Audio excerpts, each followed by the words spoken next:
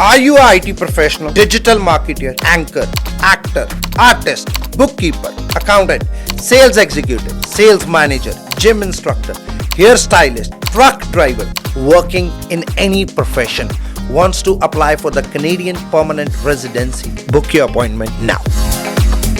ਬਹੁਤ ਬਹੁਤ ਸਵਾਗਤ ਹੈ ਜੀ। ਮੈਂ ਹਾਂ ਹਰਜੋਤ ਕੌਰ, ਤੁਸੀਂ ਵੇਖ ਰਹੇ ਹੋ ਤੁਹਾਡਾ ਆਪਣਾ ਮਨਪਸੰਦ ਇਮੀਗ੍ਰੇਸ਼ਨ ਸ਼ੋਅ ਉਡਾਰੀ ਵਿਦੇਸ਼ਾਂ ਨੂੰ। ਗੱਲ ਆਪਾਂ ਆਸਟ੍ਰੇਲੀਆ ਦੀ ਕਰਨ ਜਾ ਰਹੇ ਹਾਂ। ਬਹੁਤ ਸਾਰੇ ਸਵਾਲ ਕਾਫੀ ਟਾਈਮ ਤੋਂ ਸਟੂਡੈਂਟਸ ਦੇ ਰਹਿੰਦੇ ਨੇ। ਕੁਝ ਤਾਂ ਸਵਾਲ ਇਹ ਵੀ ਬਣੇ ਰਹਿੰਦੇ ਨੇ ਕਿ ਜਦੋਂ ਤੋਂ ਪੰਜਾਬ ਹਰਿਆਣਾ ਬੈਨ ਕਰਨ ਦੀ ਗੱਲ ਹੋਈ ਕਿ ਸਟੂਡੈਂਟਸ ਨੂੰ ਆਸਟ੍ਰੇਲੀਆ ਨਹੀਂ ਲਿਆ ਜਾ ਰਿਹਾ, ਅੱਗੋਂ ਇਸ ਦਾ ਕੀ ਇੰਪੈਕਟ ਹੈ, ਕਦੋਂ ਤੱਕ ਇਹ ਸਿਚੁਏਸ਼ਨ ਕਲੀਅਰ ਹੋ ਸਕਦੀ ਹੈ, ਤੇ ਨਾਲ ਦੀ ਨਾਲ ਸਹੀ ਪ੍ਰੋਸੈਸ ਬਾਰੇ ਤਾਂ ਆਪਾਂ ਗੱਲ ਕਰਾਂਗੇ ਹੀ। ਤੇ ਇਹ ਸਾਰੀ ਡਿਸਕਸ਼ਨ ਦੇ ਲਈ ਸਾਡੇ ਨਾਲ ਸ਼ੋਅ ਵਿੱਚ ਮੌਜੂਦ ਨੇ ਜੀ ESS ਗਲੋਬਲ ਤੋਂ visa expert mister Rohit Sethi ਜੀ। ਬਹੁਤ ਬਹੁਤ ਸਵਾਗਤ ਹੈ ਸਰ, ਸਤਿ ਸ਼੍ਰੀ ਅਕਾਲ। ਥੈਂਕ ਯੂ ਵੈਰੀ ਮਚ ਜੀ। ਸਾਡੇ ਨਾਲ ਜੁੜੇ ਸਾਰੇ ਦਰਸ਼ਕਾਂ ਨੂੰ ਮੇਰੇ ਵੱਲੋਂ ਤੇ ESS ਦੀ ਪੂਰੀ ਟੀਮ ਵੱਲੋਂ ਪਿਆਰ ਭਰੇ ਸਤਿ ਸ਼੍ਰੀ ਅਕਾਲ।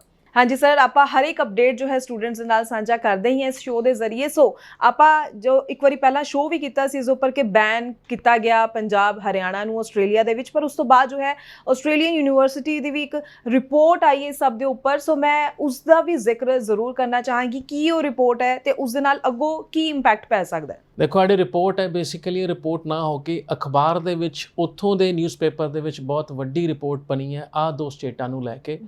ਕਿਵੇਂ ਕੁਝ 5 ਜਾਂ 6 ਯੂਨੀਵਰਸਿਟੀਜ਼ ਨੇ ਇਹਨਾਂ ਸਟੇਟਸ ਤੋਂ ਬੱਚੇ ਲੈਣੇ ਬੈਨ ਕੀਤੇ ਹੈ ਤੇ ਕਿਉਂ ਕੀਤੇ ਹੈ। ਰਿਪੋਰਟ ਬਹੁਤ ਹੀ ਲੰਬੀ ਹੈ। ਜਿਨ੍ਹਾਂ ਨੇ ਮਤਲਬ ਇਸ ਹਫਤੇ ਸਾਡਾ WhatsApp, ਸਾਡੀ ਈਮੇਲਸ, ਯੂਨੀਵਰਸਿਟੀਆਂ ਦੇ ਫੀਡਬੈਕ, ਐਕਸਪਲੇਨੇਸ਼ਨ ਐਂਡ ਨਵੇਂ ਰੈਗੂਲੇਸ਼ਨ ਨਾਲ ਸਾਡਾ ਇਨਬਾਕਸ ਭਰਤਾ ਇਸ ਹਫਤੇ ਮੇਲ ਦੇ ਵਿੱਚ ਪਾ ਕੇ। ਅਗੇਨ ਇਹਦਾ ਇੰਪੈਕਟ 100% ਆਏਗਾ ਹੀ ਆਏਗਾ। ਕਿਸ ਤਰ੍ਹਾਂ ਆਏਗਾ? ਜਿਹੜਾ ਵੀ ਬੱਚਾ ਇਹਨਾਂ ਦੇ ਵਿੱਚ ਇਹ ਯੂਨੀਵਰਸਿਟੀਆਂ ਦੇ ਵਿੱਚ ਫੀਸ ਦੇ ਕੇ ਬੈਠਾ, COE ਦੀ ਵੇਟ ਕਰਦਾ ਪਿਆ, ਆਫਰ ਦੀ ਵੇਟ ਕਰਦਾ ਪਿਆ, ਉਹ ਡਿਲੇ ਹੋਣਗੇ ਹੀ ਹੋਣਗੇ, ਕਿਉਂਕਿ ਇਹਦੇ ਵਿੱਚ ਯੂਨੀਵਰਸਿਟੀਜ਼ ਹਾਈਲਾਈਟ ਹੋ ਗਈਆਂ ਨੇ।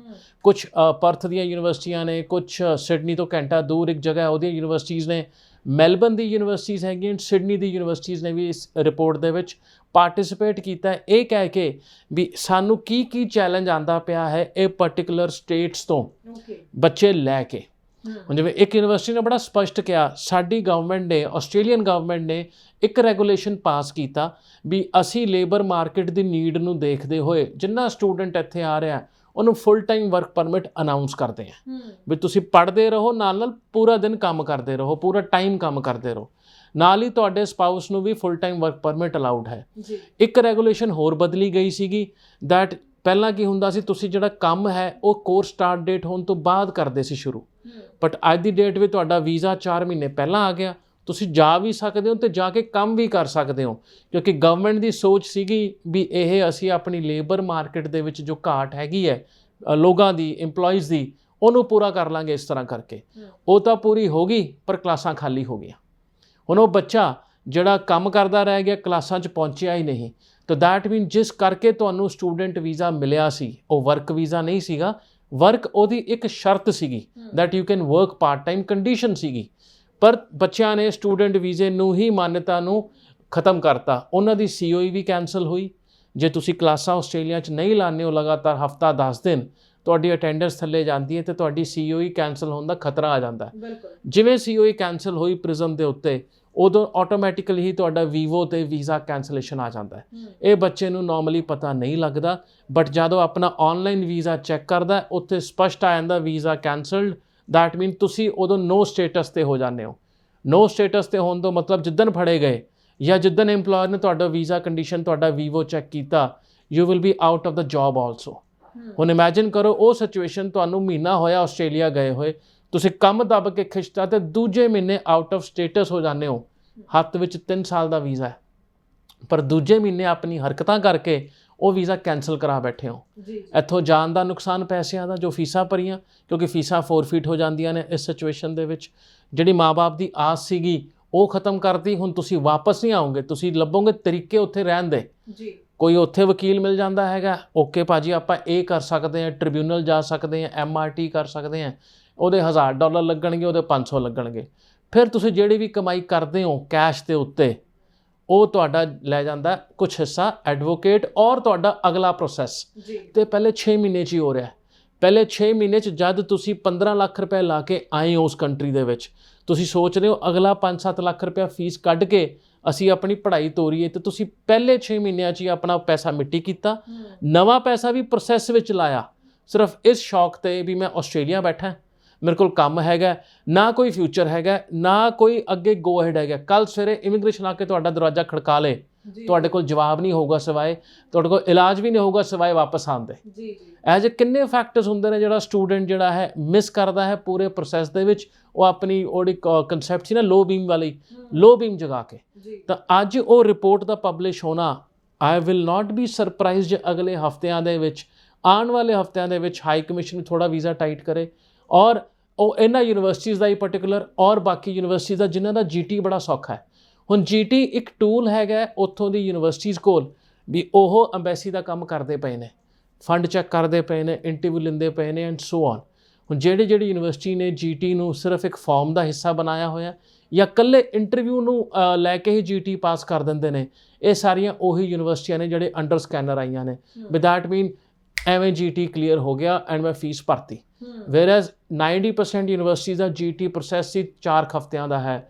ਪੂਰੇ ਫਾਈਨੈਂਸ਼ੀਅਲ ਚੈੱਕ, ਪੂਰੇ ਤੁਹਾਡੇ documentation check, interview and so on, ਉਹ ਸਾਰਾ ਪ੍ਰੋਸੈਸ ਟਾਈਮ ਲੈਂਦਾ। ਜਿੱਥੇ ਕਿ ਉਹ ਯੂਨੀਵਰਸਿਟੀਆਂ ਦੇ ਵਿੱਚ ਅੱਜ ਨੰਬਰ ਦੁੱਗਣਾ ਤਿੱਗਣਾ ਹੋ ਗਿਆ, ਪਰ ਉਹਨਾਂ ਦਾ ਸਕਸੈਸ ਰੇਟ ਵੀ 90% ਤੋਂ ਉੱਤੇ ਹੈ, ਕਿਉਂਕਿ ਉਹਨਾਂ GT ਚੈੱਕ ਬੜਾ ਸਟਰੋਂਗ ਹੈ।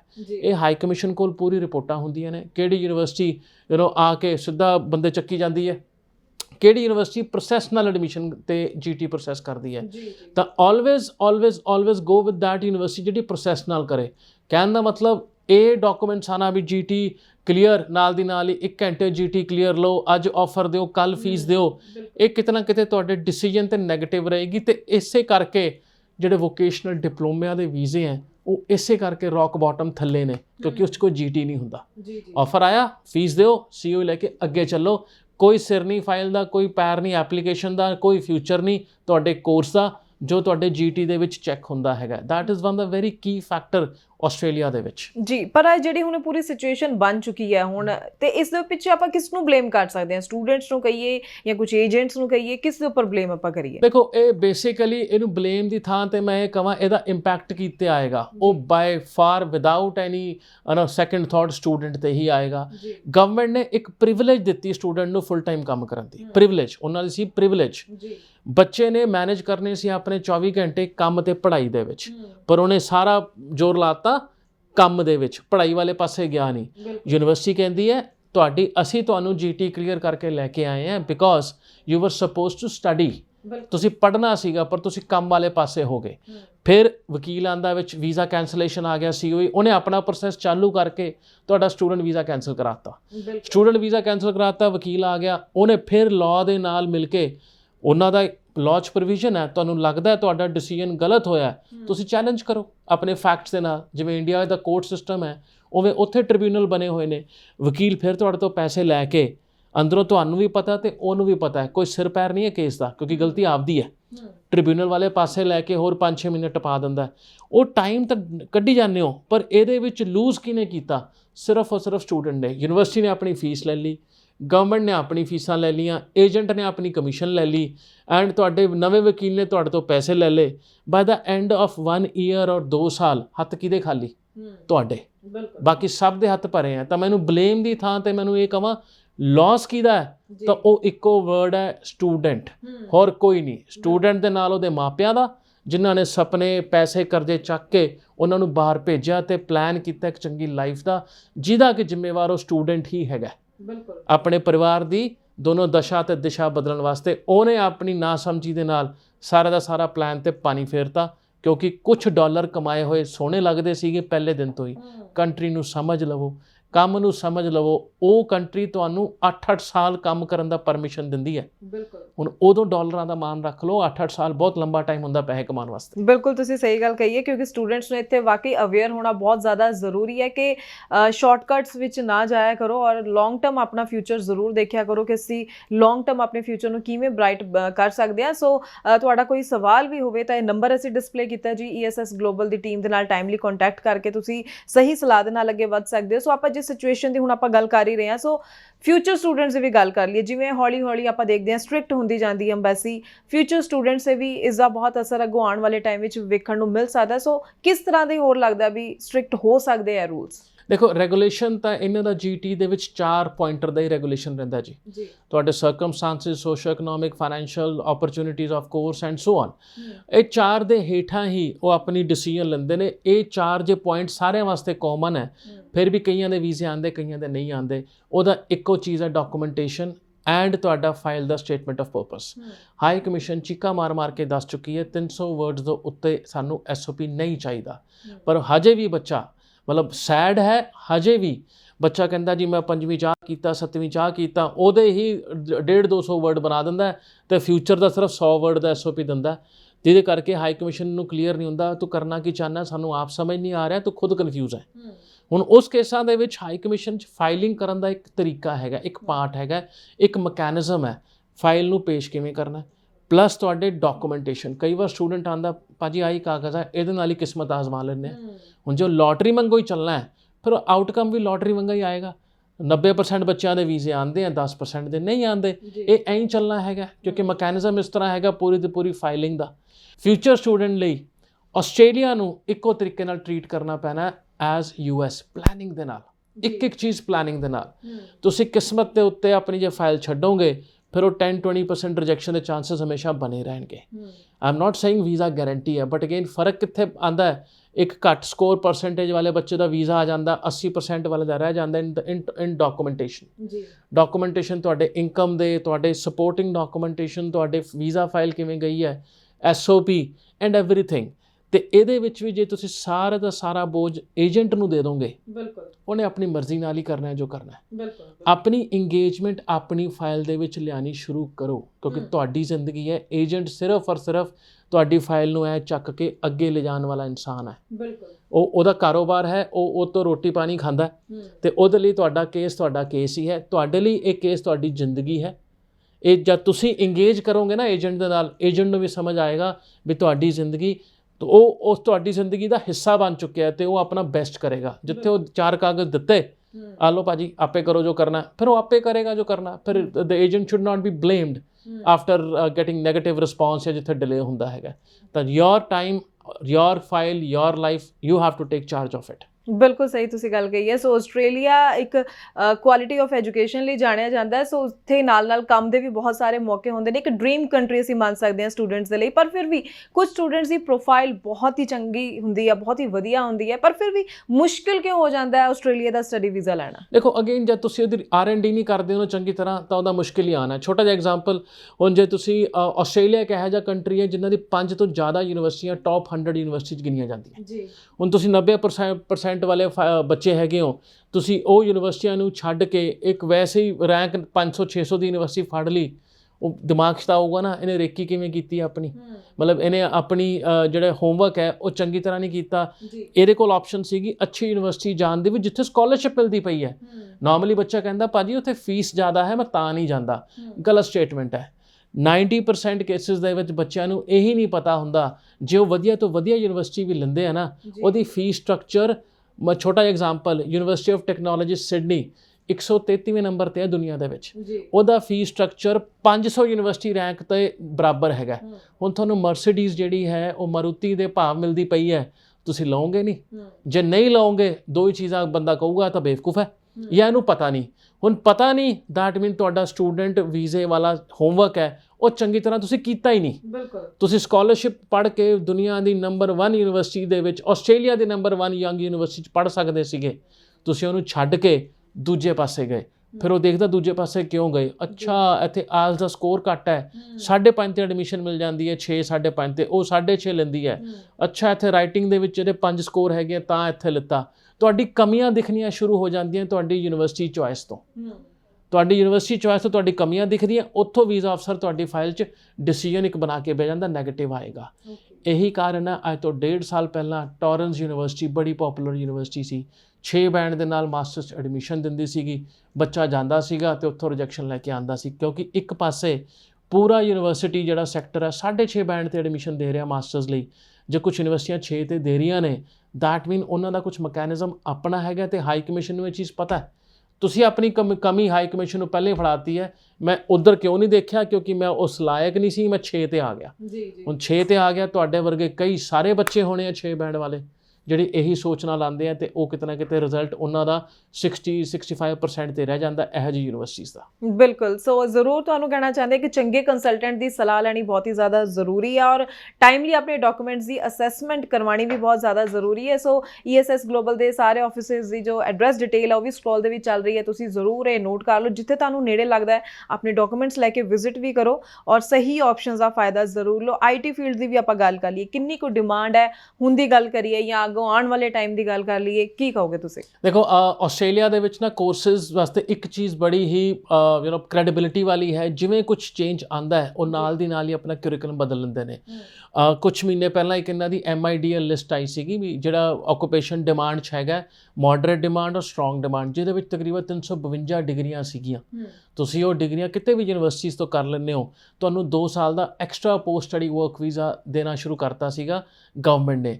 ਹੁਣ ਜੇ ਆਪਾਂ IT ਫੀਲਡ ਦੀ ਗੱਲ ਕਰੀਏ, ਤੁਸੀਂ ਇੰਡੀਆ 'ਚੋਂ BCA ਕੀਤੀ ਹੈ, BSc IT ਕੀਤੀ ਹੈ, BTech ਕੀਤੀ ਹੈ ਕੰਪਿਊਟਰ ਸਾਇੰਸ ਇੰਜੀਨੀਅਰਿੰਗ ਦੇ ਵਿੱਚ, ਜਾਂ ਹੋਰ ਕੋਈ IT ਡਿਗਰੀ ਕੀਤੀ ਹੈ, ਕਈ ਵਾਰ BA ਦੇ ਵਿੱਚ ਕੰਪਿਊਟਰ ਐਪਲੀਕੇਸ਼ਨ ਸਬਜੈਕਟ ਵੀ ਹੁੰਦੇ ਨੇ, ਤੁਹਾਡਾ IT ਨਾਲ ਨਾਤਾ ਹੈ, ਤਾਂ ਤਕਰੀਬਨ 9 ਤੋਂ 10 ਪ੍ਰੋਫੈਸ਼ਨਸ ਉਸ ਲਿਸਟ ਦੇ ਵਿੱਚ ਅਵੇਲੇਬਲ ਹੈ, ਜਿਵੇਂ ਕਿ ਸਾਈਬਰ ਸਿਕਿਉਰਿਟੀ ਹੋ ਗਿਆ, ਡਾਟਾਬੇਸ ਐਡਮਿਨਿਸਟ੍ਰੇਟਰ ਹੋ ਗਿਆ, ਤੁਹਾਡਾ ਮਲਟੀਮੀਡੀਆ ਵਾਲਾ ਹੋ ਗਿਆ, ਸੌਫਟਵੇਅਰ ਇੰਜੀਨੀਅਰ ਹੋ ਗਿਆ, ਹੋਰ 6-7 ਫੀਲਡ ਨੇ ਜਿਹੜਾ ਕਿ IT ਦੇ ਵਿੱਚ ਸਟਰੋਂਗ ਡਿਮਾਂਡ ਦੇ ਵਿੱਚ ਆਸਟ੍ਰੇਲੀਆ 'ਚ ਇਹਨੂੰ ਪਾਇਆ ਗਿਆ।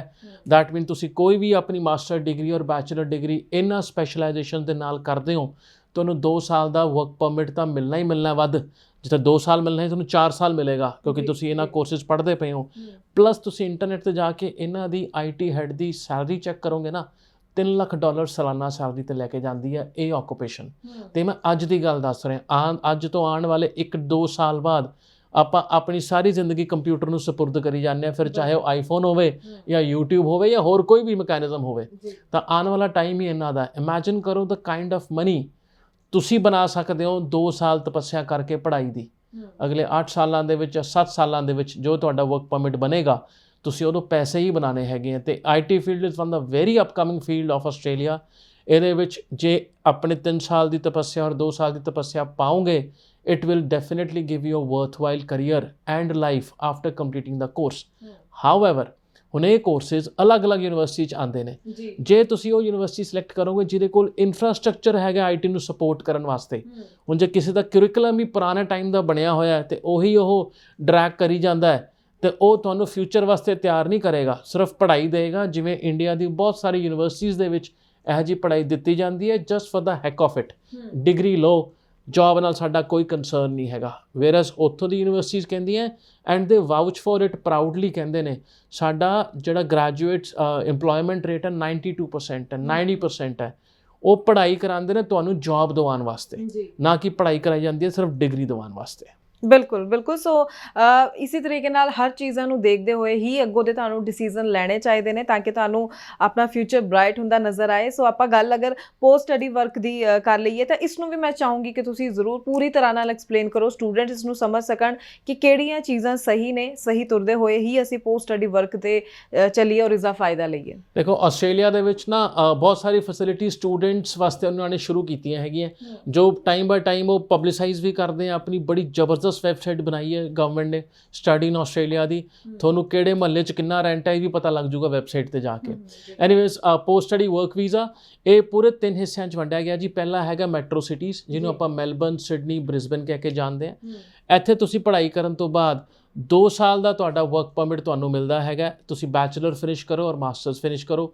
ਮਾਸਟਰਸ ਤੇ 3 ਸਾਲ ਦਾ ਮਿਲੇਗਾ, ਬੈਚਲਰਸ ਤੇ 2 ਸਾਲ ਦਾ ਮਿਲੇਗਾ। ਤੁਸੀਂ ਰੀਜਨਲ ਏਰੀਆ ਸੈਂਟਰ ਦੇ ਵਿੱਚ ਜਾਂਦੇ ਹੋ, ਜਿੱਥੇ ਐਡਲੇਡ ਆ ਗਿਆ, ਪਰਥ ਆ ਗਿਆ, ਇੱਥੇ ਤੁਹਾਨੂੰ 3 ਸਾਲ ਦਾ ਵਰਕ ਪਰਮਿਟ ਮਿਲਦਾ ਹੈਗਾ ਵਿਦ ਬੈਚਲਰਸ। ਮਾਸਟਰਸ ਤੇ 3 ਸਾਲ ਦਾ ਜੋ ਐਕਸਟੈਂਡਡ ਹੋਏਗਾ ਅਨਦਰ 1 ਈਅਰ, ਦੈਟ ਮੀਨ 4 ਸਾਲ ਦਾ ਵਰਕ ਪਰਮਿਟ ਤੁਹਾਨੂੰ ਇੱਥੇ ਇਹਨਾਂ ਏਰੀਆਜ਼ 'ਚ ਮਿਲਦਾ ਹੈ। ਫਿਰ ਆ ਜਾਂਦੇ ਰੀਜਨਲ ਏਰੀਆਜ਼, ਉਹ ਏਰੀਆ ਜਿੱਥੇ ਆਬਾਦੀ ਬਹੁਤ ਘੱਟ ਹੈ। ਹੁਣ ਕੁਛ ਯੂਨੀਵਰਸਿਟੀਜ਼ ਉੱਥੇ ਵੀ ਹੈਗੀਆਂ, ਜਿਵੇਂ ਲਿਜ਼ਮੋਰ ਹੋ ਗਿਆ, ਕੌਫਸ ਹਾਰਬਰ ਹੋ ਗਿਆ, ਇੱਥੇ ਯੂਨੀਵਰਸਿਟੀਜ਼ ਦੇ ਕੈਂਪਸ ਹੈ। ਤੁਸੀਂ ਇੱਥੇ ਪੜ੍ਹਦੇ ਹੋ, ਤੁਹਾਨੂੰ 4 ਸਾਲ ਦਾ ਵਰਕ ਪਰਮਿਟ ਜਿਹੜਾ ਹੈ ਐਕਸਟੈਂਸ਼ਨ 3 ਸਾਲ ਦਾ ਅੱਗੇ ਨਾਲ ਮਿਲਦਾ ਹੈ। 7 ਤੋਂ 8 ਸਾਲ ਦਾ ਵਰਕ ਪਰਮਿਟ ਤੁਹਾਡੇ ਕੋਲ ਬਣ ਜਾਂਦਾ ਹੈ, ਅਲੋਂਗ ਵਿਦ ਜੇ ਤੁਸੀਂ ਉਹਨਾਂ ਕੋਰਸਿਸ ਨੂੰ ਕਰਦੇ ਹੋ ਜਿਹੜੇ ਕਿ ਲਿਸਟ ਵਿੱਚ ਅਵੇਲੇਬਲ ਹੈ। MIDL ਦੀ ਮੈਂ ਗੱਲ ਕੀਤੀ ਤਾਂ ਪ੍ਰੈਕਟੀਕਲੀ ਤੁਸੀਂ 5 ਸਾਲ ਤੋਂ ਲੈ ਕੇ 8 ਸਾਲ ਤੱਕ ਵਰਕ ਪਰਮਿਟ ਆਸਟ੍ਰੇਲੀਆ ਦੇ ਵਿੱਚ ਮੰਨ ਸਕਦੇ ਹੋ। ਹੁਣ 2 ਸਾਲ ਦੀ ਪੜ੍ਹਾਈ 3 ਸਾਲ ਦੀ ਪੜ੍ਹਾਈ ਤੁਹਾਡੇ ਕੋਲ ਇੰਨਾ ਵਰਕ ਪਰਮਿਟ ਲੈ ਕੇ ਆ ਜਾਏ, ਫਿਰ ਤੁਹਾਨੂੰ ਆ ਛੋਟੀ ਛੋਟੀ ਚੀਜ਼ਾਂ 'ਚ ਉਲਝਣ ਦੀ ਲੋੜ ਨਹੀਂ ਹੈਗੀ। ਨਾ ਆਈ ਆਲਵੇਜ਼ ਕੈਲਕੂਲੇਟ ਦਿਸ ਥਿੰਗ। ਇਹ ਮੈਂ ਬਾਰ-ਬਾਰ ਇਸੇ ਚੀਜ਼ ਤੇ ਕਿਉਂ ਜ਼ੋਰ ਪਾ ਰਿਹਾ, ਕਿਉਂਕਿ ਮੈਨੂੰ ਲੱਗਦਾ ਆਪਣਾ ਯੂਥ, ਆਪਣਾ ਸਟੂਡੈਂਟ ਇੱਥੇ ਹੀ ਭਟਕਿਆ ਹੋਇਆ। ਲੋ ਬੀਮ ਔਨ ਕਰਕੇ ਸਾਰਾ ਡਿਸੀਜਨ ਲੈਂਦਾ, ਹਾਈ ਬੀਮ ਔਨ ਕਰਕੇ ਡਿਸੀਜਨ ਨਹੀਂ ਲੈਂਦਾ। ਹੁਣ ਤੁਸੀਂ ਉੱਥੇ ਜਾ ਕੇ 3 ਸਾਲ ਦੀ ਪੜ੍ਹਾਈ ਕੀਤੀ, 1 ਸਾਲ ਦਾ ਫੀਸ ਦਾ ਇੰਤਜ਼ਾਮ ਕਰੇ ਹੋਣਾ ਚਾਹੀਦਾ। ਇਹ ਪੇਰੈਂਟਸ ਨੂੰ ਵੀ ਹੈ ਤੇ ਸਟੂਡੈਂਟਸ ਵਾਸਤੇ ਵੀ ਹੈ। ਜੇ ਤੁਸੀਂ ਸਿਰਫ ਬੱਚੇ ਨੂੰ ਭੇਜਣ ਦੀ ਕਰਨੀ ਹੈ, ਫਿਰ ਤਿਆਰ ਰਹੋ, 1 ਸਾਲ ਬਾਅਦ ਵਾਪਸ ਆਇਆ, 2 ਸਾਲ ਬਾਅਦ ਆਇਆ, 10 ਸਾਲ ਵੀ ਸਟਰਗਲ ਕਰਦਾ ਰਹੂਗਾ, ਪੈਸੇ ਭਾਵਾਂ ਬਣਾ ਲੂਗਾ, PR ਨਹੀਂ ਹੋਏਗਾ। ਹੁਣ ਜੇ ਤੁਸੀਂ ਅੱਜ ਭੇਜ ਰਹੇ ਹੋ ਆਪਣੇ 18-19 ਸਾਲ ਦੇ ਬੱਚੇ ਨੂੰ, ਤੁਸੀਂ ਚਾਹੋਗੇ ਉਹ 25 ਸਾਲ ਤੱਕ ਆਪਣੀ ਜ਼ਿੰਦਗੀ ਦੇ ਉਸ ਮੁਕਾਮ ਤੇ ਪਹੁੰਚੇ, ਪੈਸਾ ਵੀ ਹੋਵੇ, PR ਵੀ ਹੋਵੇ, ਜ਼ਿੰਦਗੀ ਵਧੀਆ ਹੋਵੇ, ਤਾਂ ਘਰਦਿਆਂ ਨੂੰ ਵੀ ਇੱਥੋਂ ਬੁਲਾ ਸਕੇ। ਉਹਦੇ ਲਈ ਇੱਕੋ ਫਾਰਮੂਲਾ ਹੈਗਾ, ਪੜ੍ਹਾਈ, ਪੜ੍ਹਾਈ ਤੋਂ ਬਾਅਦ ਵਰਕ ਪਰਮਿਟ, ਵਰਕ ਪਰਮਿਟ ਦੇ ਵਿੱਚ ਜਿਹੜਾ ਉਹਨਾਂ ਨੇ ਆਪਣਾ ਕਰਨਾ ਹੈਗਾ ਵਰਕ, ਉਸ ਤੋਂ ਬਾਅਦ PR। ਬੜਾ simple formula for you. 2 years education, 8 years of post study work visa. ਉਹ 8 ਸਾਲਾਂ ਦੇ ਵਿੱਚ ਉਸ ਕਾਬਿਲ ਬਣੋ, PR ਆਪਣੇ ਆਪ ਤੁਹਾਡੇ ਕੋਲ ਆਵੇ। ਜੀ ਬਿਲਕੁਲ। ਤੇ ਮੈਂ ਇੱਥੇ ਥੋੜਾ ਜਿਹਾ ਕੋਰਸ ਸਿਲੈਕਸ਼ਨ ਨੂੰ ਲੈ ਕੇ ਵੀ ਗੱਲ ਕਰਨਾ ਚਾਹੂੰਗੀ ਕਿ ਐਡਵਾਂਸ ਕੋਰਸਿਸ ਕਿਸੇ ਵੀ ਫੀਲਡ ਦੇ ਕਿੰਨੇ ਕੁ ਜ਼ਿਆਦਾ ਜ਼ਰੂਰੀ ਹਨ ਚੂਜ਼ ਕਰਨੇ, ਕਿਉਂਕਿ ਆਪਾਂ ਨੋਰਮਲੀ ਗੱਲ ਕਰਦੇ ਹਾਂ ਸਟੂਡੈਂਟਸ ਹਮੇਸ਼ਾ ਬੜੇ ਹੀ ਸੇਫ ਜੇ ਕੋਰਸਿਸ ਚੂਜ਼ ਕਰਦੇ ਨੇ ਜੋ ਪਹਿਲਾਂ ਤੋਂ ਹੀ ਬੜੇ ਚੱਲਦੇ ਆ ਰਹੇ ਨੇ। ਪਰ ਹੁਣ ਸਮੇਂ ਦੇ ਨਾਲ ਨਾਲ ਜਿਵੇਂ ਚੀਜ਼ਾਂ ਬਦਲ ਰਹੀਆਂ, ਤਾਂ ਕਿਸ ਤਰੀਕੇ ਨਾਲ ਸਟੂਡੈਂਟਸ ਨੂੰ ਮਾਈਂਡ ਵਿੱਚ ਰੱਖਣਾ ਚਾਹੀਦਾ ਕਿ ਅਸੀਂ ਕਿਸ ਤਰ੍ਹਾਂ ਕੋਰਸ ਸਿਲੈਕਸ਼ਨ ਕਰੀਏ? ਮੈਂ ਮੰਨ ਕੇ ਚੱਲਦਾ ਜੀ, ਅੱਜ ਦਾ ਟਾਈਮ ਜਿਹੜਾ ਹੈ ਮਾਈਕਰੋ ਸਪੈਸ਼ਲਾਈਜੇਸ਼ਨ ਦਾ ਹੈਗਾ। ਪਹਿਲਾਂ ਹੁੰਦਾ ਸੀ ਤੁਹਾਡੀ ਇੰਜੀਨੀਅਰਿੰਗ ਵੀ 4 ਜਾਂ 5 ਤਰੀਕੇ ਦੀ ਹੁੰਦੀ ਸੀ, ਸਿਵਲ, ਮਕੈਨੀਕਲ, ਇਲੈਕਟ੍ਰੋਨਿਕਸ, ਇਲੈਕਟ੍ਰੀਕਲ, ਉਹੀ ਫਾਰਮ ਤੇ ਆਪਸ਼ਨ ਭਰੀ ਜਾਂਦੀ ਸੀਗੀ। ਅੱਜ ਗੂਗਲ ਤੇ ਵੀ ਤੁਸੀਂ ਸਰਚ ਕਰੋਗੇ, ਇੰਜੀਨੀਅਰਿੰਗ ਤੁਹਾਡੀ 40 ਤੋਂ ਜ਼ਿਆਦਾ ਤਰੀਕੇ ਦੀ ਹੈਗੀ ਹੈ। ਮਤਲਬ ਮਾਈਕਰੋ ਸਪੈਸ਼ਲਾਈਜ਼ ਫੀਲਡ ਹੋ ਗਿਆ। ਅਕਾਊਂਟਿੰਗ ਦੇਖ ਲਓ, ਪਹਿਲਾਂ BCom MCom ਹੁੰਦੀ ਸੀ, ਅੱਜ ਕੱਲ੍ਹ ਅਕਾਊਂਟਿੰਗ ਐਂਡ ਪੇਰੋਲ ਵੱਖਰਾ ਹੈ, ਅਕਾਊਂਟਸ ਦਾ ਵੱਖਰਾ ਹੈ, ਇੰਟਰਨਲ ਆਡੀਟਰ ਵੱਖਰਾ ਹੈ, ਐਕਸਟਰਨਲ ਆਡੀਟਰ ਵੱਖਰਾ। Every education the different aspect. Same goes IT, same go nursing. ਹਰੇਕ ਆਕੂਪੇਸ਼ਨ ਦੇ ਵਿੱਚ ਉਹ ਸਪੈਸ਼ਲਾਈਜ਼ ਤਰੀਕੇ ਨਾਲ ਪੜ੍ਹਾਉਣਾ ਸ਼ੁਰੂ ਕਰ ਚੁੱਕੇ ਨੇ। ਤਾਂ ਕੋਰਸ ਸਿਲੈਕਸ਼ਨ ਜੇ ਤੁਸੀਂ ਜਰਨਲ ਕੋਰਸ ਲੈ ਕੇ ਜਾਓਗੇ, ਉਹ ਵੈਸੇ ਹੀ ਦਿਖਾ ਦਿੰਦਾ ਹੈਗਾ that you are not clear with your choice. ਹਾਂ, ਅਨਲੈਸ ਐਂਡ ਅੰਟਿਲ ਤੁਹਾਡੇ SOP ਦੇ ਵਿੱਚ ਕਲੀਅਰ ਪਲਾਨ ਦਿੱਤਾ ਹੋਏਗਾ ਵੀ ਬੈਚਲਰ ਕਰਕੇ ਮਾਸਟਰਸ ਦੇ ਵਿੱਚ ਮੈਂ ਸਪੈਸ਼ਲਾਈਜੇਸ਼ਨ ਕਰਨੀ ਹੈ, ਅੱਗੇ PhD ਕਰਨੀ ਹੈ, then it's a separate discussion. Otherwise ਜਿੰਨਾ ਤੁਹਾਡਾ ਕੋਰਸ ਸਪੈਸ਼ਲਾਈਜ਼ ਵਾਲਾ ਹੋਏਗਾ, ਉਹਨਾਂ ਤੁਹਾਡਾ ਵੀਜ਼ਾ ਦੇ ਚਾਂਸਸ, ਉਹਨਾਂ ਤੁਹਾਡਾ ਕਰੀਅਰ ਦੇ ਵਿੱਚ ਬ੍ਰਾਈਟ ਹੋਣ ਦੇ ਚਾਂਸਸ ਵਧਣਗੇ ਹੀ ਵਧਣਗੇ। ਤਾਂ ਕੋਰਸ ਸਿਲੈਕਸ਼ਨ ਸਭ ਤੋਂ ਪਹਿਲਾਂ ਸੀਡ ਹੈ। ਇਹ ਉਹ ਬੀਜ ਹੈ ਜਦ ਤੁਸੀਂ ਆਪਣੇ ਆਸਟ੍ਰੇਲੀਅਨ ਐਜੂਕੇਸ਼ਨ ਵਾਸਤੇ ਬੀਜਦੇ ਹੋ, ਜਿੱਥੋਂ ਤੁਹਾਡਾ ਪੇੜ ਬਣਨਾ ਹੈ। ਉਹਨੂੰ ਜਿੰਨਾ ਮਿਹਨਤ ਨਾਲ ਕਰੋਗੇ, ਜਿੰਨਾ ਕੰਸਲਟੈਂਟ ਨੂੰ ਸਵਾਲ ਪੁੱਛੋਗੇ ਦੈਟ ਕੀ ਇਹ ਕੋਰਸ ਕਿੱਥੇ ਲੈ ਕੇ ਜਾਏਗਾ ਤਾਂ ਕਿਵੇਂ ਲੈ ਕੇ ਜਾਏਗਾ। ਉੱਥੇ ਵੀ 2 ਤਰੀਕੇ ਦਾ ਬਾਇਫਰਕੇਸ਼ਨ ਦੇ ਦਿੰਦਾ ਮੈਂ। ਇੱਕ ਆ ਵੀਜ਼ਾ ਕੰਸਲਟੈਂਟ ਜੋ ਸਿਰਫ ਵੀਜ਼ਾ ਦਵਾਏਗਾ, ਇੱਕ ਆ ਕਰੀਅਰ ਕੰਸਲਟੈਂਟ ਜੋ ਸ਼ਾਇਦ ਤੁਹਾਡੇ ਨਾਲ ਬੈਠ ਕੇ ਕਰੀਅਰ ਤੁਹਾਡਾ ਪਲਾਨ ਕਰ ਸਕਦਾ। 1 2 3 ਕਰਨਾ ਤੁਸੀਂ ਹੈ, ਪਰ ਉਹ ਪਲੈਨਿੰਗ ਤੇ ਗਾਈਡੈਂਸ ਤੁਹਾਨੂੰ ਜ਼ਰੂਰ ਮਿਲ ਸਕਦੀ ਹੈ ਉਸ ਤਰੀਕੇ ਦੇ ਕੰਸਲਟੈਂਟ। ਜੀ ਠੀਕ ਹੈ, ਬਿਲਕੁਲ ਸਹੀ ਹੈ। ਸੋ ਇਹਨਾਂ ਗੱਲਾਂ ਦਾ ਧਿਆਨ ਸਟੂਡੈਂਟਸ ਨੇ ਬਹੁਤ ਜ਼ਰੂਰੀ ਰੱਖਣਾ ਹੈ ਤਾਂ ਕਿ ਤੁਸੀਂ ਸਹੀ ਤਰੀਕੇ ਨਾਲ ਫੋਕਸ ਕਰਕੇ ਸਹੀ ਚੀਜ਼ਾਂ ਚੂਜ਼ ਕਰਦੇ ਹੋਏ ਅੱਗੇ ਵਧੋ। ਸੋ ਜਿਹੜੇ ਹੁਣ ਆਪਾਂ +2 ਜਿਹੜੇ ਹੁਣ ਰੀਸੈਂਟ ਪਾਸ ਆਊਟ ਸਟੂਡੈਂਟਸ ਦੀ ਗੱਲ ਕਰ ਲਈਏ, ਚਾਹੇ ਕਿ ਹਲੇ ਰਿਜ਼ਲਟ ਦੀ ਵੇਟ ਕਰ ਰਹੇ ਨੇ, ਪਰ ਫਿਰ ਵੀ ਤਿਆਰੀ ਜਦੋਂ ਕਰਦੇ ਨੇ ਸਟੂਡੈਂਟਸ, ਨਵੇਂ ਹੁੰਦੇ ਆ ਨਾ, ਜ਼ਿਆਦਾ ਕੁਝ ਪਤਾ ਨਹੀਂ ਹੁੰਦਾ, ਕਨਫਿਊਜ਼ ਵੀ ਹੋ ਜਾਂਦੇ ਨੇ। ਇੱਥੇ ਉਹਨਾਂ ਸਟੂਡੈਂਟਸ ਨੂੰ ਤੁਸੀਂ ਹੁਣ ਕੀ ਕਹਿਣਾ ਚਾਹੋਗੇ ਔਰ ਰਾਈਟ ਟਾਈਮ ਅਪਲਾਈ ਕਰਨ ਦੇ ਲਈ? ਔਰ ਇਹ ਅਗਰ ਆਪਾਂ IELTS ਸਕੋਰ ਦੀ ਗੱਲ ਕਰੀਏ, ਕਿਉਂਕਿ ਹੁਣ ਉਹ ਤਿਆਰੀ ਕਰ ਰਹੇ ਨੇ, ਜਲਦੀ IELTS ਦਾ ਸਕੋਰ ਲੈ ਕੇ ਉਹ ਆਪਣੀ ਅੱਗੋਂ ਫਾਈਲ ਲਗਾਉਣਗੇ, ਉਹ ਸਭ ਚੀਜ਼ਾਂ ਨੂੰ ਜ਼ਰੂਰ ਦੱਸੋ ਸਟੂਡੈਂਟਸ ਨੂੰ ਕਿ ਉਹ ਕਿਹੜੀ ਗੱਲਾਂ ਦਾ ਧਿਆਨ ਰੱਖਣ ਜਿਹੜੀਆਂ ਬਾਅਦ ਵਿੱਚ ਨਹੀਂ ਬਦਲੀਆਂ ਜਾ ਸਕਦੀਆਂ। ਵੈਲ ਇੱਥੇ ਇੱਕ ਛੋਟਾ ਜਿਹਾ ਐਗਜ਼ਾਮਪਲ ਦੇਵਾਂਗਾ। ਰੀਸੈਂਟਲੀ ਆਈ ਕੇਮ ਅਕ੍ਰੋਸ ਦਿਸ ਬੁੱਕ। ਇਹਨਾਂ ਬੁੱਕ ਲਿਖੀ ਗਈ ਸੀ ਡਿਜੀਟਲ ਪ੍ਰੋਪਰਟੀਜ਼ ਦੇ ਉੱਤੇ, Instagram, Facebook and so on. ਤੇ ਉੱਥੇ ਨਾ ਬੜੀ ਵਧੀਆ ਲਾਈਨ ਸੀਗੀ ਜਿਹੜੀ ਕਈ ਆਥਰ ਨੇ, ਜਿਹੜਾ ਆਥਰ ਹੈ ਜੋ ਸਟਾਕਸ ਦੇ ਵਿੱਚ ਬਹੁਤ ਵੱਡੀ ਪੋਜੀਸ਼ਨ ਤੇ ਨੇ, ਉਹ ਕਹਿੰਦੇ ਜਿਹੜਾ ਬੰਦਾ ਇੰਸਟਾ ਤੇ ਜਾਂ ਰੀਲਾਂ ਬਣਾਉਂਦਾ ਜਾਂ ਦੇਖਦਾ, ਲੈਟਸ ਸੇ ਦੇਖਦਾ, ਬਣਾਉਂਦੇ ਨੂੰ ਆਪਾਂ ਛੱਡ ਦਿੰਦੇ ਹਾਂ, ਜਿਹੜਾ ਬੰਦਾ ਇੰਸਟਾ ਤੇ ਰੀਲਾਂ ਦੇਖਦਾ ਉਹਦੇ ਕੋਲ ਦਿਮਾਗ ਨਹੀਂ ਹੈਗਾ, ਕਿਉਂਕਿ ਉਹਨੇ ਕੀ ਕਰਨਾ, ਅੰਗੂਠੇ ਨਾਲ ਹੀ ਚਲਾਈ ਜਾਣਾ ਫੋਨ, ਦਿਮਾਗ ਨਹੀਂ ਉਹਦੇ ਕੋਲ ਹੈ। ਪਰ ਜਿਹੜਾ ਬੰਦਾ YouTube ਤੇ ਕੁਝ ਦੇਖਦਾ ਉਹ ਨਾਲ 2 3 ਮਿੰਟ 4 ਮਿੰਟ 5 ਮਿੰਟ ਬੰਨਿਆ ਰਹਿੰਦਾ ਵੀਡੀਓ ਦੇ ਨਾਲ, ਦੈਟ ਮੈਨੂੰ ਦਿਮਾਗ ਨਾਲ ਵੀਡੀਓ ਦੇਖਦਾ ਪਿਆ। ਤੁਹਾਡਾ ਕੋਈ ਸਵਾਲ ਹੋਵੇ, ਨੰਬਰ ਡਿਸਪਲੇ ਹੈ ਜਿਸ ਉੱਪਰ ਕਾਲ ਕਰਕੇ ਆਪਣੇ ਸਵਾਲਾਂ ਦੇ ਜਵਾਬ ਲੈ ਸਕਦੇ ਹੋ। ਸਹੀ ਰਸਤਾ ਨਹੀਂ ਸਮਝ ਆ ਰਿਹਾ ਤਾਂ ESS ਗਲੋਬਲ ਦੀ ਟੀਮ ਦੇ ਨਾਲ ਟਾਈਮਲੀ ਕੰਟੈਕਟ ਕਰਕੇ ਸਹੀ ਰਾਹ ਚੁਣ ਸਕਦੇ ਹੋ। ਸੋ ਅੱਗੋਂ ਵੀ ਤੁਹਾਡੇ ਲਈ ਹੋਰ ਇਨਫੋਰਮੇਟਿਵ ਸ਼ੋਜ਼ ਲੈ ਕੇ ਜਲਦ ਹਾਜ਼ਰ ਹੋਵਾਂਗੇ। ਫਿਲਹਾਲ ਲਈ ਦਿਓ ਜੀ ਇਜਾਜ਼ਤ। ਧੰਨਵਾਦ। Are you a IT professional, digital marketer, anchor, actor, artist, bookkeeper, accountant, sales executive, sales manager, gym instructor, hairstylist, truck driver, working in any profession, wants to apply for the Canadian Permanent Residency? Book your appointment now.